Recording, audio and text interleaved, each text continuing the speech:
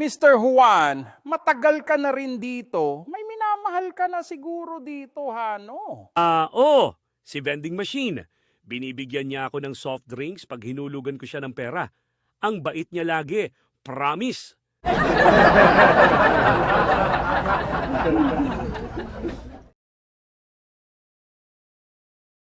Mr. Juan, gusto kong malaman mula sa iyo, sino ba ang presidente ngayon? Presidente ng Pilipinas o presidente ng sarili kong kaharian?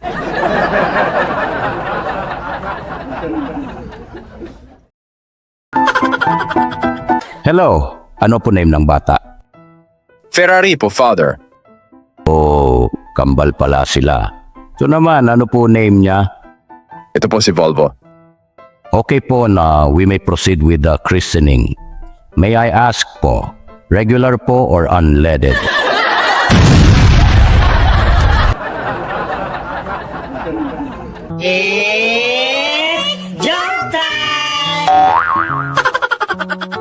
Okay pare, saan ba dumaan target natin? Para mabayaran na tayo ni Mayo. Wala pa nga nag-alala na tuloy ako.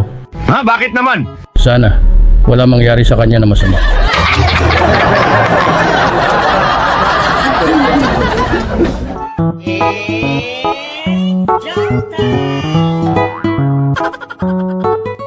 Ma'am, magpapaalam na po ako, punta na po ako sa probinsya. Ah, ganun ba? Magpaalam ka din sa sir mo, ha? Ingat ka din. Ay ma'am, nauna na po siya doon. Doon po kami magkikita.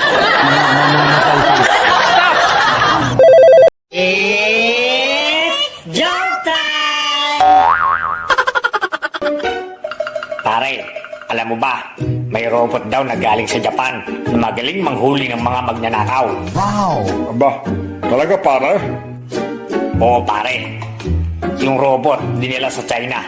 Nakahuli siya ng 10 magnanakaw sa loob lang ng 15 minuto. Ba, ayos ah. Pagkatapos niyang pare, inilipat ito sa Amerika. Nakahuli siya ng 40 na magnanakaw sa loob lang ng 30 minuto. Aba, okay yung robot na yan pare ah. Oo nga pare, sa sobrang galing ng robot, tinesting ito sa Pilipinas. Pagkalipat sa Pilipinas, ipinuyas ito sa Quiapo. At wala pang 2 minuto, ang robot nawala. Ha? Eh, bakit nawala pare? Ninakaw ang robot pare, ninakaw.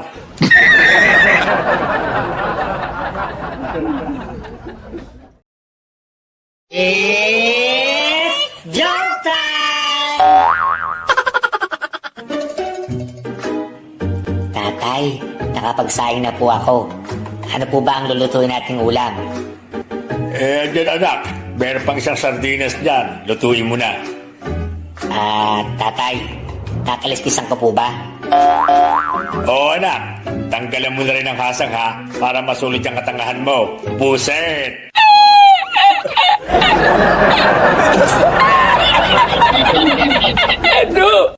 Paring Bruno, balita ko ay matalino ka daw sa math. Ay, oo naman pare. Ako pa. Sige nga pare, halimbawang binigyan kita ng 5 mansanas, 10 orange, 2 pakwan, at 5 saging. Ano ang sagot mo? O edi, maraming salamat.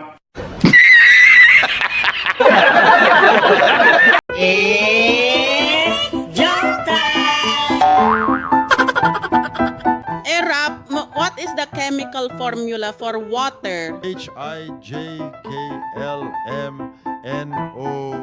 What are you talking about?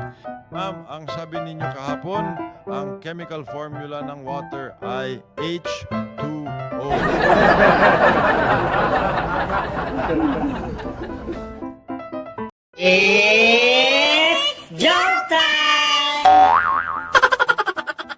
May 3 doktor, pinag-uusapan nila kung anong pasyente ang pinakamadaling operahan. Sabi ng isa, electricians. Everything inside them is color-coded. Sabi ng pangalawang doktor, librarians. Everything inside them is in alphabetical order. Sabi ng pangatlo, politiko ang pinakamadali. They have no brains. They have no guts. They have no hearts. and they have no balls.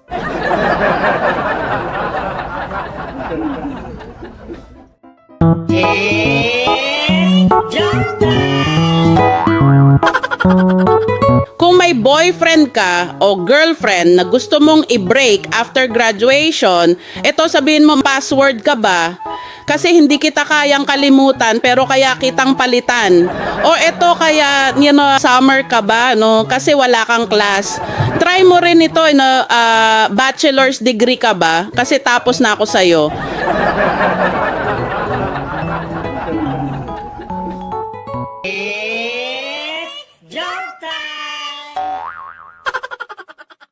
Na akong maging number 1 sa klase. Ganon? Ba't mo naman nasabi yan, anak? In-announce kasi yung number 1 sa klase. Ang tinuro ni ma'am, yung katabi ko. Di ba muntik na ako?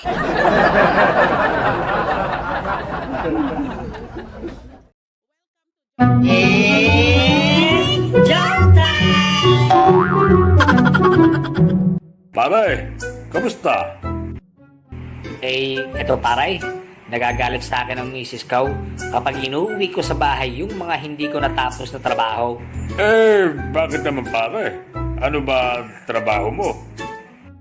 Imbalsamador.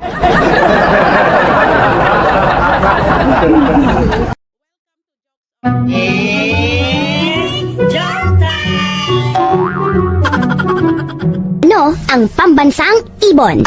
Chicken? Hindi! Kulay brown ito.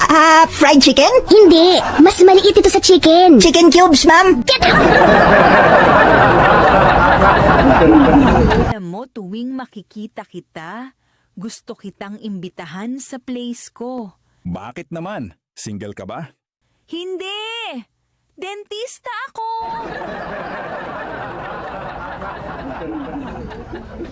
Mukhang pagod ka at nanghihina. Are you taking 3 meals a day as I had advised you? Oh no! I thought you said 3 meals a day. Gusto kong i-donate ang mga lumang damit ko. Hindi mo na lang itapon. Mas madaling paraan yon para i-dispose ang mga iyan. Pero maraming mga taong nagugutom at kapuspalad na maaaring gumamit ng mga lumang damit na ito. Pag kumasya yan sa mga kapuspalad, siguradong hindi nakakaranas ng gutom ang mga iyon.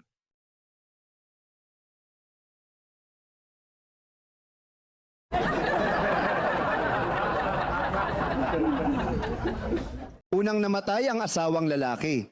Makaraan ng 5 taon, ang babae naman ang namatay. Pag-akyat sa langit ng babae, nakita niya ang asawa niya. Kaagad siyang tumakbo palapit sa lalaki na nagulat at nagsabing, Honey, I miss you so much! Teka. Ang kontrata natin ay till death lang ah.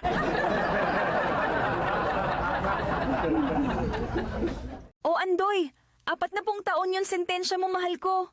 Mahal ko, ano ang gagawin mo ngayon?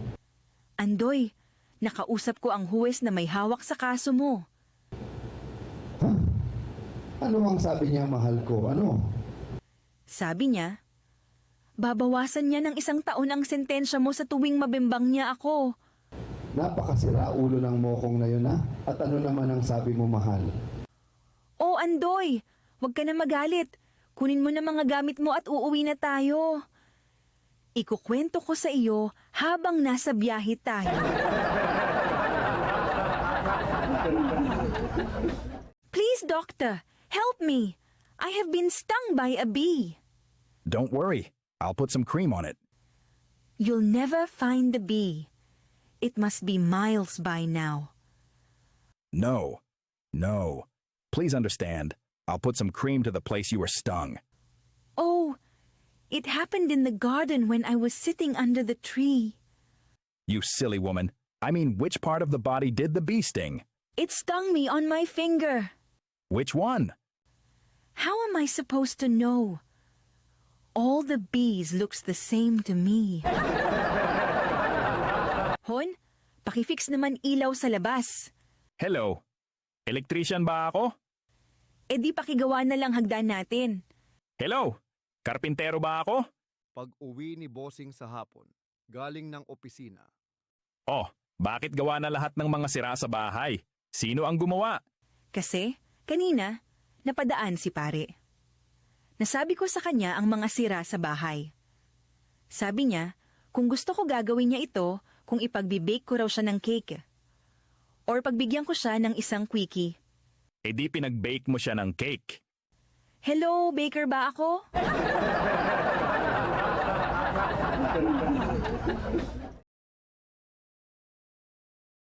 Nay! Buntis po ako. Pasensya na po, aksidente lang. Ano? Nabuntis ka tapos sasabihin mong aksidente lang? Ano ka? Nabundol ng rumaragasang brief? A married man was having an affair with his secretary. One day, after a passionate afternoon, they fell asleep at her place and woke up around 10 p.m. As he quickly got dressed, he asked her to take his shoes outside and rub them through the grass and dirt. Confused, she did it anyway. He slipped them on and headed home. When he walked in, his wife immediately asked, "Where have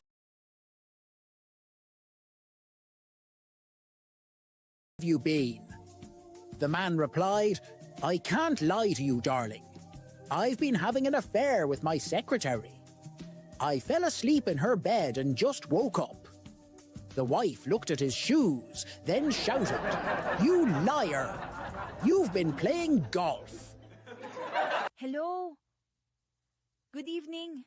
Sa maintenance department ba ito? Good evening din po. Yes po, sa maintenance department nga po ito. Magpapatulong sana ako sa inyo.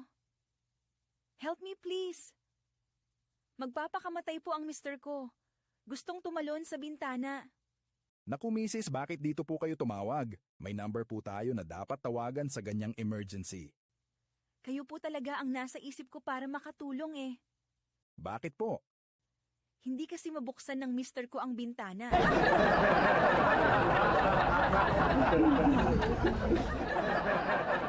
Okay mga beshi, handa na ba kayo sa pinakamalupit na kalokohan ng araw? Today, ibibigay ko sa inyo ang 10 jokes, isang video, 0 dignity, and maximum kahihiyan. Walang patumpik-tumpik, may doktor at pasyente, may mag-asawa, may nakulong, at may buntis. So buckle up, i-ready ang abs, kung meron ka pa. At wag kang mag-skip ha! Let the kabaliwan begin!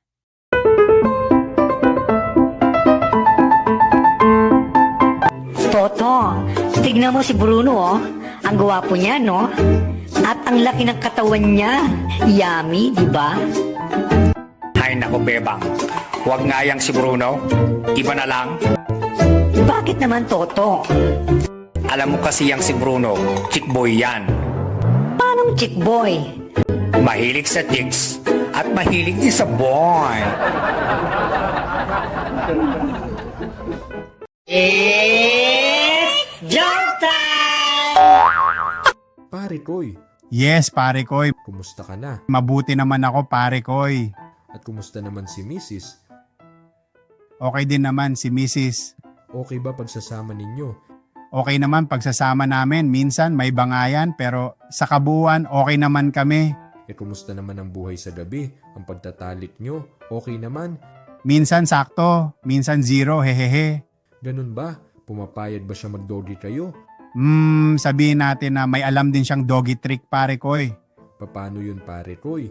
Pag kinakalabit ko siya, bumibiling siya, patalikod, at mag-play dead, ha ha ha ha.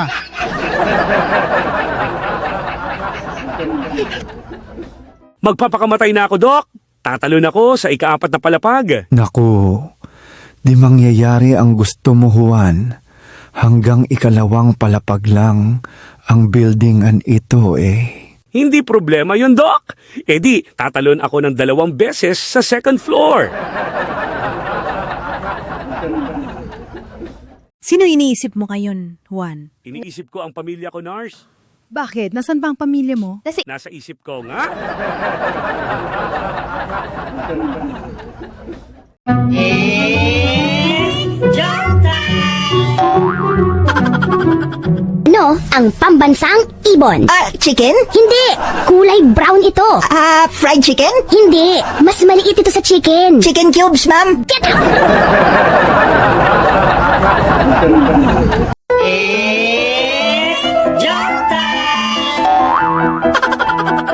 Hapupuhatin mo nga ako. Bakit po lolo, saan po ba kayo pupunta? Sa CR? Hindi. Ipatong mo ako sa lola mo at iiskul ako.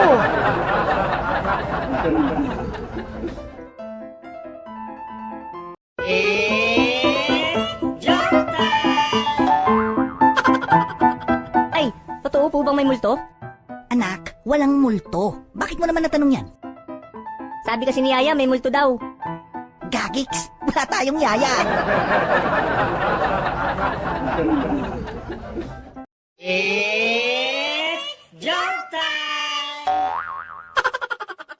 Tik na akong maging number 1 sa klase. Ganon? Ba't mo naman nasabi yan, anak? In-announce kasi yung number 1 sa klase. Ang tinuro ni ma'am, yung katabi ko. Di ba muntik na ako?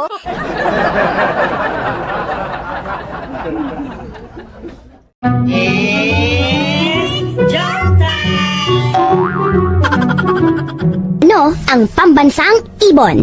Chicken? Hindi. Kulay brown ito. Fried chicken? Hindi. Mas maliit ito sa chicken. Chicken cubes, ma'am. Get out!